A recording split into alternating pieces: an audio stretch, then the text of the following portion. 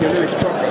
He's come out of the first fight. You know, I was getting beat in that fight. I had a little bit of a gift, if you like, from Paddy Donovan's mistake. I'm not running it back. Why would I run it back? I'm fighting for the world title. Obviously, then it was ordered the rematch for a world title eliminator. So at that point, it was 100% happening. Obviously, with Jaron Ennis moving up, that allowed us to make the first ever All-Irish World Championship fight and to do it at Windsor Park. So a massive opportunity for both, a massive fight, and they're all in it to win it.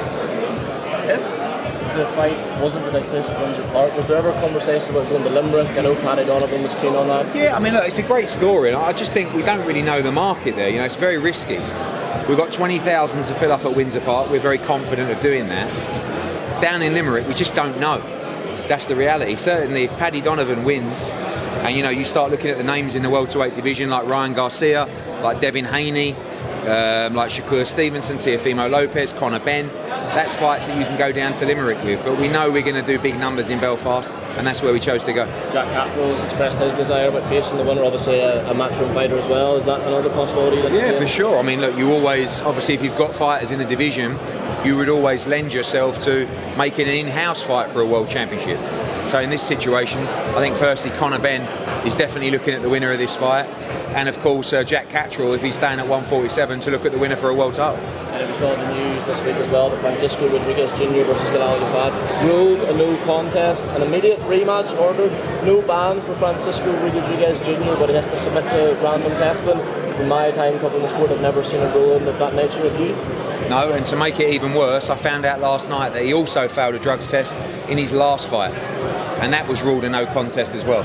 Because I was sadly scrolling through BoxRec just looking at Francisco Rodriguez, and I noticed that his fight before Galal Yafai was a no contest. I spoke to the Texas Commission, they confirmed he failed a drugs test for that fight. I spoke to Maurizio Suleiman last night, he said he didn't know anything about it. I believe him, but let's just look at this, guys. He's failed back-to-back drug tests on the night, and he's gone 12 rounds with Galal Yafai in a fight that physically damaged Galal Yafai. In 2 weeks, to just rule that it was accidental, he can just come back and have a rematch, is so bizarre. I mean, I've been through that process with Conor Benn. It took 2 years to get a decision. And also, I believe fighters should get the opportunity to explain themselves. But I don't believe that can happen without a B sample in a 2-week time period, and you can just say, yeah, no problem, let's just run it back. So I think now with the news coming out from Texas Commission as well, this could change everything, and I believe Galal Yafai should be installed as the mandatory challenger. Sorry? It's down to Galal Yafai. Obviously a massive rematch in Windsor Park. How long did it take to actually get it over the line with the government and everything else? They were very supportive, and we really appreciate that. You know, I think they like the opportunity of giving Lewis Crocker the opportunity. Obviously, if we know from a historical point of view, it's the first All-Irish World Championship fight in history.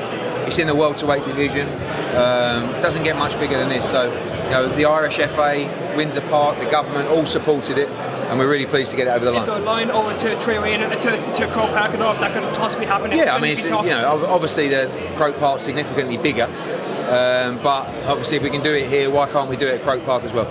Thank you so much. The Ali Act, posting a new revival of it. It's not been passed yet, obviously. I just wanted to know your opinion on, you know, there's minimum wage and stuff like that. But does it maybe put more power in promoters' hands, to think? Yeah, but I don't think we need more power in the promoters' hands. I think we need to respect the fighter, and I think that act is mainly, well, nearly always there to protect the fighter and to make sure they're not taken advantage of. And I think to try and change that act or get it slung out isn't a good look from a fighter's perspective. Like if I went and I came out to you now and said, by the way, I'm going to abolish the Ali Act because that's there to protect the fighters. I don't want to protect the fighters. I want to do what I want to do at any time. You guys would look at, I'd get so much stick. I mean, and this is really what's happening, kind of behind closed doors, but now it's becoming public. So, you know, the fighters that I've spoke to have certainly raised a lot of eyebrows saying, why are you trying to abolish an act that's there to protect us? And it's probably not a great look. Yeah. Do you think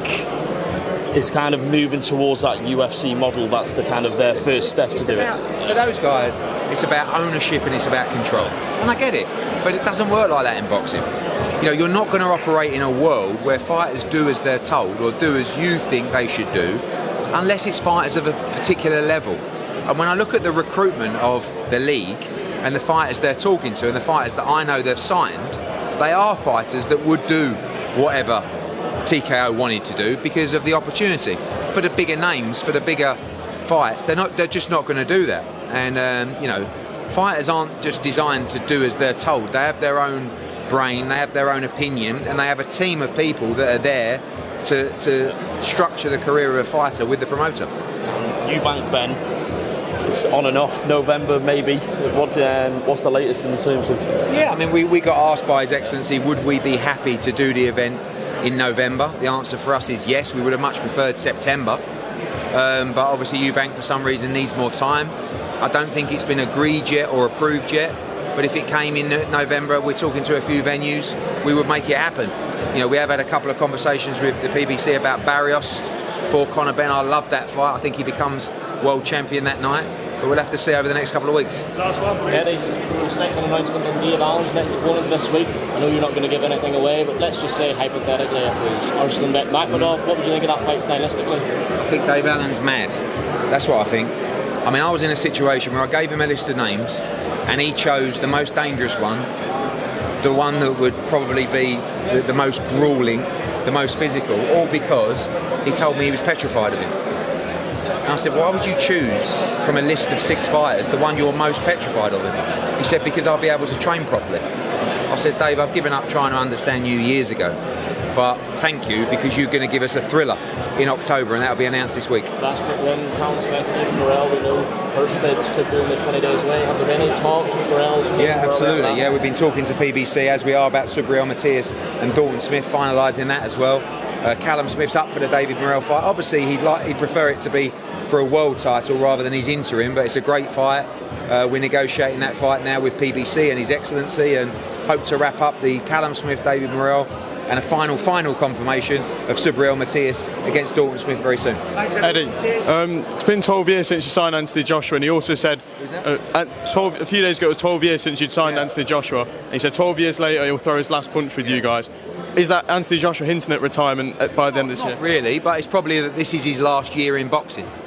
You know, I said that recently. That's not a definite, but it's very likely it could be. But it was more of an appreciation that, you know, obviously we've got a career-long contract with him anyway, but we started with him, we'll end with him, and the end will come soon, not too soon. He'll fight in December, and if it's Jake Paul, it might be January, February, but we'll have to see. Cheers, Eddie.